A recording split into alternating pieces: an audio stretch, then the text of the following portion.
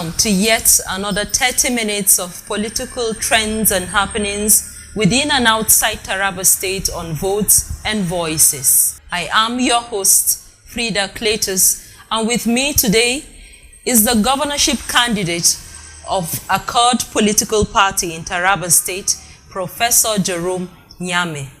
You're welcome on the show, sir. It's a pleasure having you with us today. Thank you for being with you too. Professor, everyone remains curious about what the attraction for you is in politics, from the classroom to politics. What has been the attraction and how has the journey been so far? Thank you very much. It has been a wonderful journey. In the normal political system, it is expected that you answer to a call, meaning you have something doing before, and it's at the point of your duty, people recognize that you have certain qualities, that you have certain abilities that will fit to solve certain problems, and they give you that call. And I think my journey is alike to that situation. You have been one of the big wigs in politics in Taraba State. A lot of people got to know about you from the 2015 general elections. And I don't know if you've contested any political office before or you've gone straight for the governorship seat. And if that is the case, what is the motivation behind you going for the governorship seat in Taraba State? Well, I grew up and mentored by the 10 years somebody who served for 10 years, 3 regimes as a governor of Taraba State. And I have been mentored, and all this while, during my mentoring period, I have developed myself, built a career, but in the conventional civil servant. I rose as an executive officer to chief admin officer in the office of the head of service. I left overseas, obtained my PhD, went back to classroom, started a career all over as a lecturer 1 and rose to the rank of a professor. And within this period that I have taken mentorship, I have deliberately refused to accept any political position because I felt I am in the period of mentoring. I am in the period of building myself to equip myself set. So at the point when I became a professor, there was a call and I answered the call. And you could see my display in 2023. My supporters are very organic because I am coming from the classroom. And let me shock you to know that up to this very minute we are discussing with you, I have a record of people that contributed for me in thousands, the amount, and how I spend the money. I have the expenditure. There are records that in the near future I will display. Because when you answer the call of the people, you have to be accountable. So it is a normal life because I have been mentored, because I'm prepared for it. One would have expected that you would contest for this election on the platform of the People's Democratic Party. What happened? Well, this is yet another issue that one has to look at it very critical. Of course, since 1998, I joined PDP. I've been one of their strategists at our local level up to the state level. I have never joined any party. I've been in PDP, and when the crisis became very obvious, I left the party, and I had an invitation from over 7 parties to join them. But I couldn't, because I have a belief that the party at a given time, they will settle. Now, during the Court of Appeal judgment, we were all happy that the case has been settled, and I went back to PDP. In fact, I took part in constituting the ward, local government, and the Congress.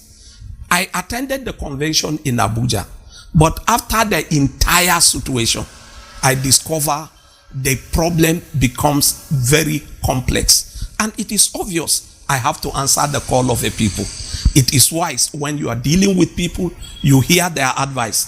They have told me time without number, it's not about big name. You are our party. Go and get a party that you can contest. And that's how we find ourselves in NyamehAccord party. How confident are you that this party can deliver you in the next year's election? Well, you see, when you look at the situation at hand,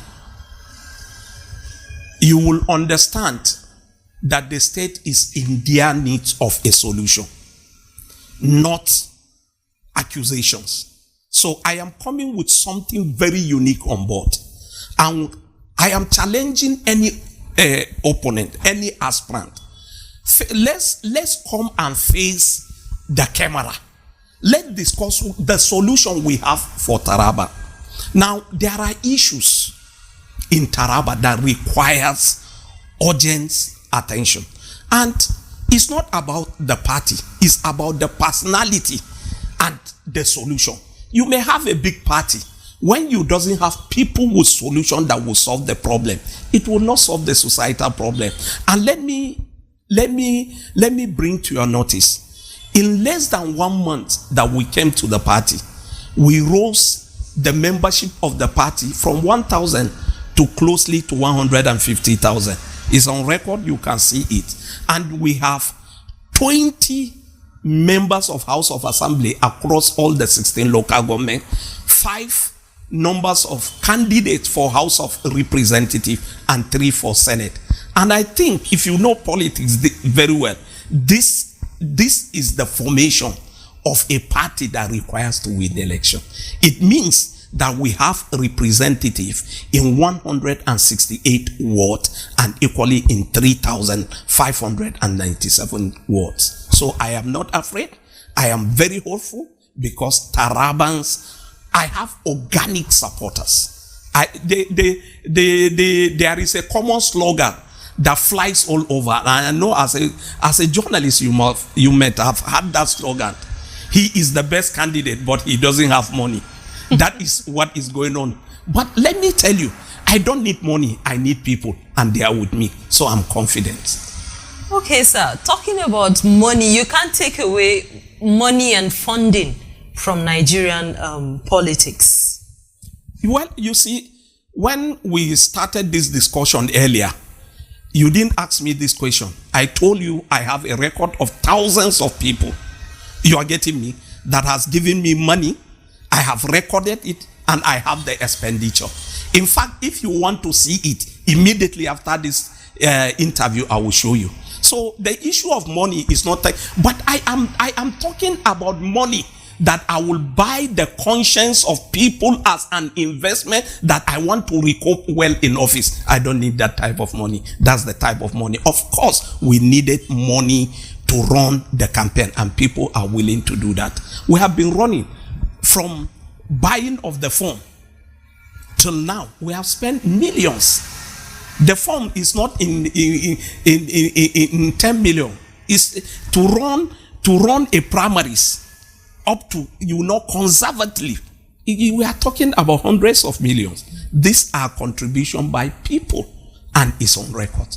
So we are not disputing the fact of funding in campaign, but I am against money investment in politics where it will be recouped against the development of the society. Talking about change in governance, you've spoken about things you will do differently. Can you specifically point out some of these things and how you can step in to make it better, especially for Taraba people, the common man on the streets? Well, you see, I'm a grown politician. I'm not new in Taraba. All my life, and I hope after power to still be in Taraba. So I know better the problem of Taraba than any other person. And I hope at the end of this interview, I will give you soft copy of what I have prepared to solve the problem of Taraba. I call it the the Taraba therapy. Therapy is an acronym. And you know, therapy usually is given to a wounded person. It is believed on record that Taraba has been wounded. I know if you are within the praise system, the ECOWAS strategy group has come up to set in their ratings of performance, Taraba happens to come last. It is a shame to all of us. Some of us are bleeding inside to have seen with this vast potential, yet we are found to be inefficient. We are found to be not performing. Then I came up with what I call the Taraba therapy. Taraba therapy is an acronym.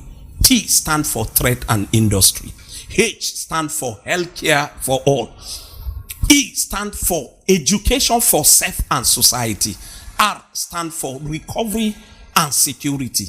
A stands for agribusiness. P stands for prosperity drive. Well, Y stands for youth empowerment. Now, this is a package that as a teacher, if I would drive you through based on the existence of each local government and the need, you will discover that these things can suit and solve our problem. Now, let me look at the phase one, trade and industry.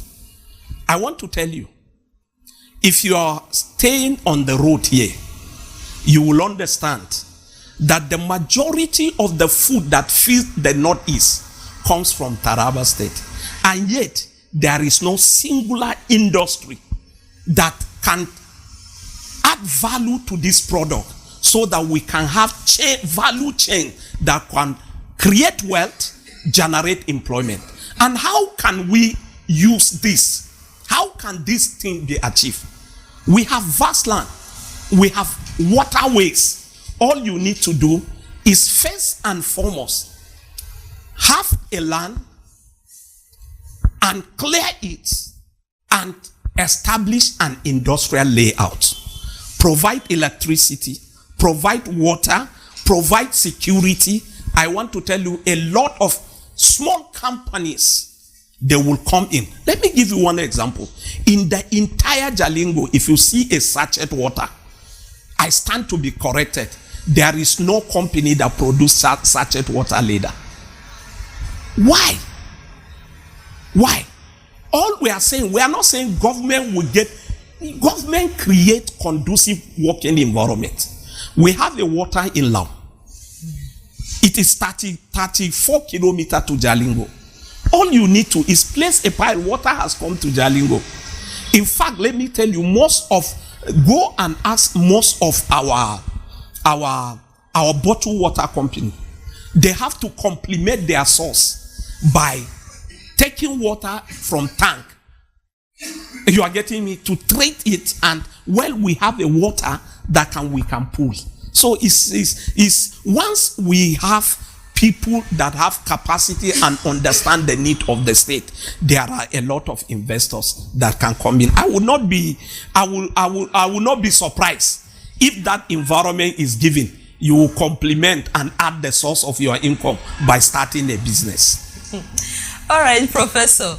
People in government will tell you it is easier said than done. People will tell you the reason why it is easier for you to explain all these things is because you've not entered that office. Okay, can I give you an example? Yes. I was one of the longest director of entrepreneurship in the Taraba State University. And when I went to the office, I discovered there is nothing in the office. I walked to the vice chancellor. I said, sir, I have seen you printing an exam booklet that has 12 pages at 18 naira. I said, I can print it 20 pages at 30 naira and I will give the university 15% revenue. He said it's not possible. I'm on air, he is around, and thank God he's one of the contestants. You are getting me? He said it's not possible. I said it's possible. He gave me advance of 1 million. I printed about 20 sheets instead of the normal 12 pages, and I was able to pay 150,000 to the university account. Now, it was a small printer that I bought 45,000 from the 1 million they gave me. I met my design, and today, before I left that place, I have built a printing press for the university that has over 100 million turnover. I met the university, I told them, I said, with the gains I am making in the university, allow me to start a bakery for you. If you are going into the university by the gate side, you will see the big complex. I built it with the profit. I start the university bread without university giving me kobo. So what are they saying? You are getting me? I am not the type you can tell that thing. You are getting me? I'm a professor of entrepreneurship. I am trained to create wealth. I have done it. I went to the university. I met the Senate. I said, look, we are sitting on the cake of gunpowder by graduating 4,000 students every 4 months without job. I said, this entrepreneurship theory we are doing, let's convert it into practical. I was the person that the Senate approved. Now, for the past 7 years in Taraba State University, irrespective of any course you are studying, you must learn a trade. You are getting me? And that is deliberate, so that while they are waiting for the collar job, the so-called collar job that I don't believe in, they have something to do. If you go by this street, I have 2 students, they are making shoe. They are product of that business. Now, let me tell you, one of the mistakes we are doing, no leader get capacity in the office. You improve on your capacity. There was no proper examination of leadership. Somebody who has not run certain organization, has not independently created wealth, you don't expect him to do it well in office. You are getting me? So I have a record to show to that effect. I'm not somebody that just talk. I have a practical. In fact, after this interview, go to the university and ask of it. Go and see it yourself. We have in fact, the center is around here.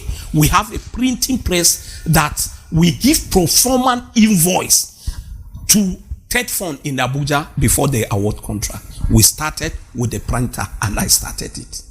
Commendable, sir. You're from the Nyameh extraction. Yeah. And there are insinuations that when it comes, a group of people with a very large voting power in Taraba State, but there are insinuations that when it comes to politics, the Nyameh people find it difficult to speak with one voice. What are you doing to rally your people around your cause in 2027? Well, I think that is a very wrong impression.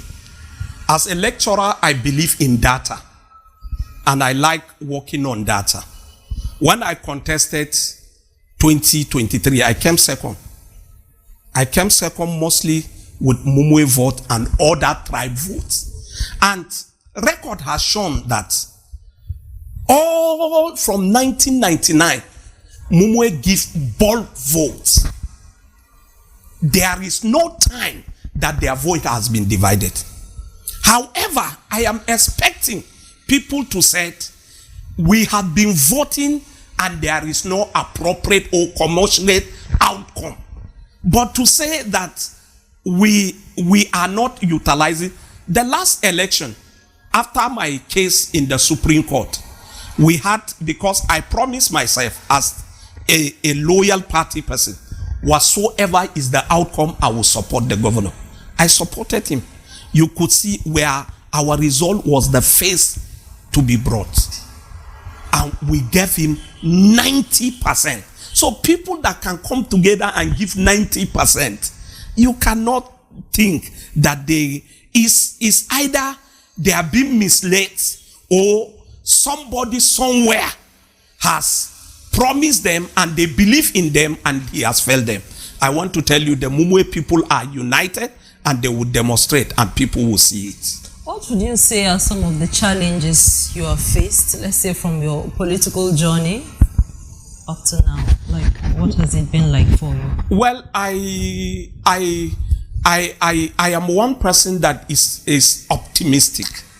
I don't like being pessimistic, because it is very clear that for a university lecturer to contest for governor and sustain the tempo for this long without fear, without without any form of jittery, is an indication that I have organic supporters. And when I look at these organic supporters, I look at my challenge, I discover that my organic supporters are greater than my challenge. So I don't talk about my challenge, because my challenge, they are temporary and incapable of overcoming them. Despite your organic supporters, sir, I would like to know what campaign strategy you intend to use to pull these people together across the state, different zones of the state. Well, let me tell you, it's on record.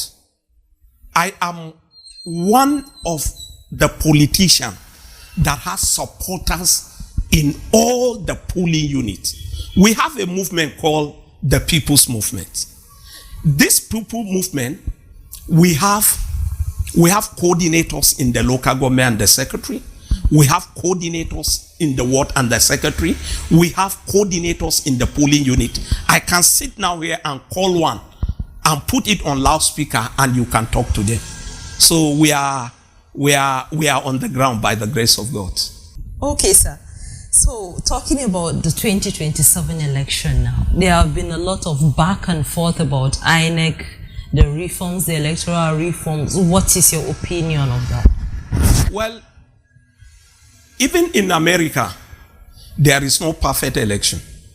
And of course, for our election to stand to comparison with the global standard, it has to undergo certain process, and this process is a process of building standard to it.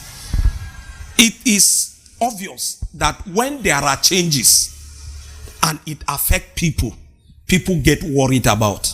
But the principal question is, if the reform is to bring standard and sanity into our politics, where the vote of people will count, where free and credible election will be conducted, I think is something that every rational politician would love.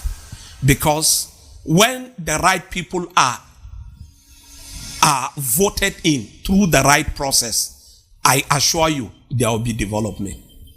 Are you saying you're confident that the 2027 elections will not be decided in court as it has always been in the past? They tell you go to court, whatever you have. If you see any irregularities, they still tell you to go to court. Are you confident that INEC will deliver a better election in 2027? I don't think there is a problem to that, because even the Constitution envisage that there will be problem.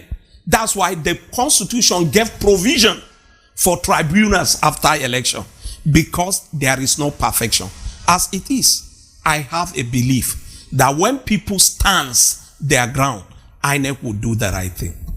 Your call to TARABA'S, lastly, sir. What is your call to TARABA'S? Well, my call to TARABA'S is that let's examine the current stage of our state and compare it with other states that were created behind us. Are we satisfied? Are we contented with what we are seeing?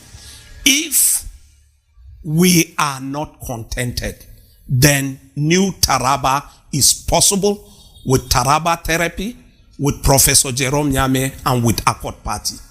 Thank you so much, Professor, for being our guest on Votes and Voices. Professor Jerome Nyameh, the Accord Party governorship candidate in Taraba State. See you on the next episode of Votes and Voices. Thank you.